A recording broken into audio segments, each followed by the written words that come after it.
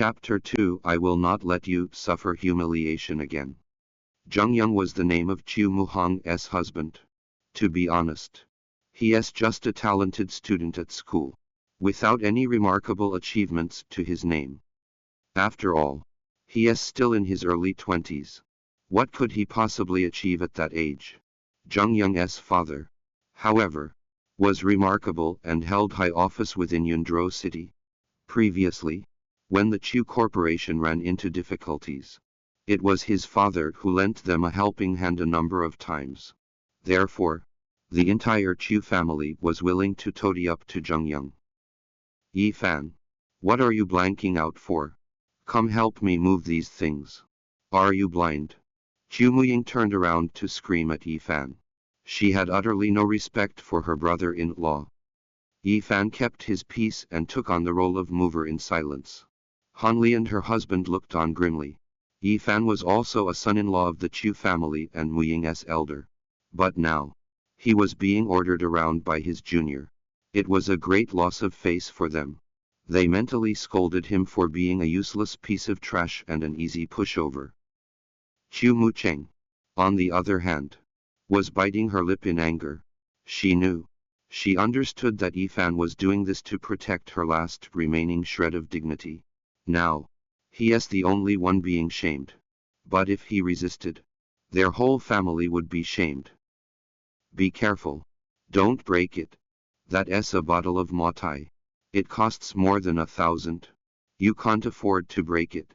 Both Muhang and her husband also held him in scorn. And Jungyang started issuing instructions to his brother-in-law because he is afraid that Yifan might break the gifts. In this society, a penniless and powerless son-in-law gets no respect from anyone. After the arrival of Chu Muhang's family, their relatives crowded around fawningly. Later, they were escorted into the hall by Wang Qiaoyu and Zhu Muying. Hong, rest on the sofa with Yang and your parents. Once everyone has arrived, we will set off for the hotel. If you need anything, let me know.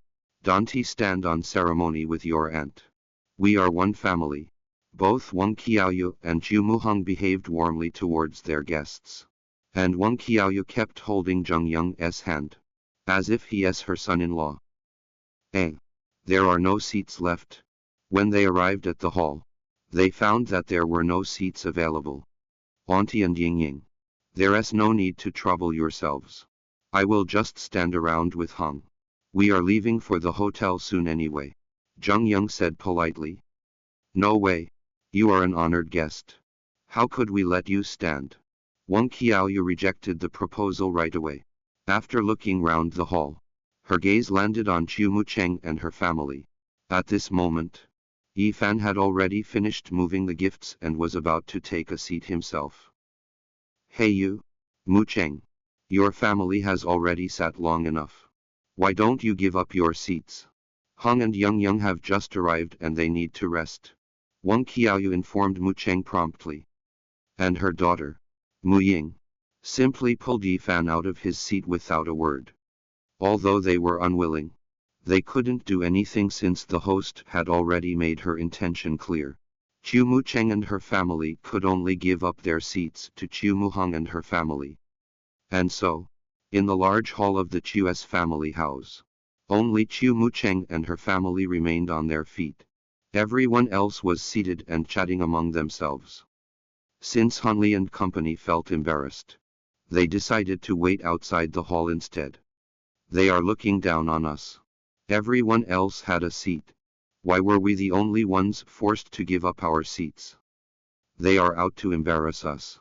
Out in the courtyard, Hanli could no longer stomach the humiliation and howled in anger. Mucheng's father sighed quietly. Yifan bowed his head, his face expressionless. It is all your fault. You trash. You've shamed all of us. Go look at Jungyang and then look at yourself. Why is my life so difficult? My husband is useless and my son-in-law is a piece of trash. Hanli was once again venting her frustration on Yifan. Enough. You think we haven't been embarrassed enough? Chu Mucheng had finally snapped. Yes. Yifan is indeed worthless. He's a piece of trash. But, Mom, why don't you ask yourself? Ask my father and ask me. Are we not worthless too? If there is even one capable person among us, would they have humiliated us today? Chu Mucheng was screaming in a guttural tone and trying her best not to choke on her words. She even clenched her teeth to prevent herself from crying. Yi Fan could see that, after suffering through 3 years of humiliation, this proud and independent woman finally broke down and cried. With tears streaming down her face, Mucheng ran out of the hall and away from the Chus family house. Look at your daughter. Not only did she marry a piece of trash and shame our family, and now she has the nerve to yell at us. We can't keep on living like this. Han Li was still complaining, but while the couple was unaware, Yi Fan had already left the scene. A beautiful woman was crying by the moat, with tears streaming down her face. She looked as if she is trying to let out all the grievance she had been enduring for the past 3 years. A man suddenly appeared beside her and stretched out his hand to wipe away her tears. Mucheng, I am sorry. You've suffered because of me. Yi Fan paused for a moment and continued. Let us get a divorce. I am not worthy of you. You deserve a better man. Payak. A clear sound rang out as Chu Mucheng's slap landed on Yi Fan's face. She looked at him with her teeth clenched and screamed in a tear-choked voice. Yi Fan. Why can't you be more like a man? A setback comes along and you immediately think of running away. For the past 3 years, I told you not to touch me and you didn't. My parents abused you and you didn't even retaliate. My relatives humiliated you and you just kept quiet. Why are you so useless? Why can't you be more like a man and teach those bastards who humiliated us a lesson? Why can't you protect me from all these troubles? I don't want to be looked down upon. I don't want others to mock me. I want the people who have humiliated us to regret what they did. Woo woo woo too. Chu Mucheng continued to cry. Cold, strong, independent and stubborn, these were the words Yi Fan would use to describe his wife. But look at her now. The formerly strong and independent woman was crying like a child. Yi Fan. I really don't want to keep living a sad life like this too. Chu Mucheng's tears poured forth like rain. At that moment, she looked as weak and helpless as a child. Yi Fan was stunned. It's been so many years since they had known each other and this was the first time Chu Mucheng talked to him like this. Yi Fan had always thought that he was just a piece of useless garbage to Chu Mucheng. But now, he knew that Chu Mucheng had always considered him to be her husband. A man who could shelter her and take care of her for life. Mucheng. I am sorry for being useless all these years. But I promise, from now onwards, nobody will be able to bully you. The cold wind blew, causing ripples to form across the moat and the leaves to rustle in the trees. Yi Fan clenched his hand tightly as he made an unbreakable vow to Chu Mucheng. That night, Yi Fan made a call. Han, arrange a meeting. I will go see him. On the other end of the line, the old man reeled in surprise for a moment. And then, unable to suppress the joy in his heart, he asked excitedly, Young Master Fan, is that true? Have you agreed? Okay. I will go make the arrangements right away. You stay there and we will send someone to pick you up. The old man was in quite a state of excitement. A car was dispatched immediately, for fear of Yi Fan changing his mind and running away. When the news reached the middle-aged man, he was so agitated that his eyes grew teary. It's been 10 years. Fan, you are finally willing to see me. After composing herself, Chu Mucheng returned to the Chus family house for her cousin's engagement ceremony. If she absented herself, it would just give her relatives something to use against her in the future, and she would become an objective criticism. It's just that Yi Fan was no longer with her when she returned. As for Yi Fan, he had already left after making that promise to you. Chu Mucheng was a little worried that he might do something outrageous because of her. Although Chu Mucheng was dissatisfied with Yi Fan, she recognized his silent efforts to support her over the past 3 years. And she had seen his submission to various humiliations in the Chu family as well. Therefore, it was only natural that she felt a little something for him. If Yi Fan had gone and done something illegal because of her complaints earlier, she would never forgive herself. On the way back to the family house, she tried to call Yi Fan but nobody picked up. Finally, Chu Mucheng decided to send him a text message. Chu Mucheng, where on earth did you go? Everyone had to wait for your family. Hurry up. We are going to the hotel. Chu Muying's impatient voice could be heard coming in from the front. Chu Mucheng grunted in response and tapped the send button on her phone. Then she went into the hall and followed everyone else to the hotel where Chu Muying's and Chu Wenfei's engagement banquet was being held.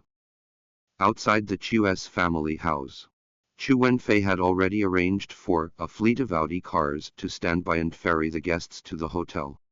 After everyone had gotten on board, the Audis departed in a roar of engine noise. Nobody noticed that Yi Fan was not on board any of the vehicles. Who would pay attention to a useless live-in son-in-law like him? Meanwhile, a crowd of envious bystanders were looking at the departing Audis. Mr. Chu's daughter had found herself a good man. At the same time, a fleet of luxury cars were speeding towards the moat.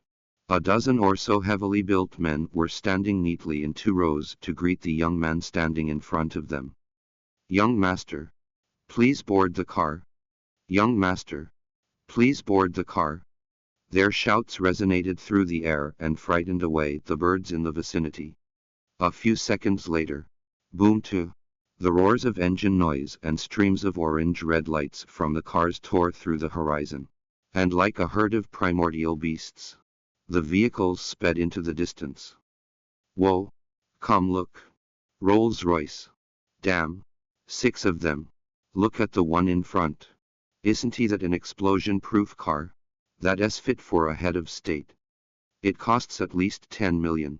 Next to the Rolls-Royces, the Audis look like a pile of shit. Heavens! What's going on? Who's coming? Is there a VVIP in Yundro? Along the way where the fleet passed, the atmosphere was rather lively. The vampish and unmarried women could only blush in agitation when they saw the opulent procession. If you have to get married, that's the kind of guy you should marry. The passerbys who saw the procession of black Rolls-Royces could only go crazy with envy and yearning. What's a rich family? That's a rich family right there. In comparison with this family who could afford to use Rolls-Royces to escort and clear the way for them, the other tycoons in Yundro looked like losers. While there was a clamor going on outside, Yi Fan remained calm inside the vehicle. His head was bent forward as he looked at the message on his phone. Yi Fan, just now, I behaved in an unbecoming manner. It's not your fault. And I don't need you to do anything.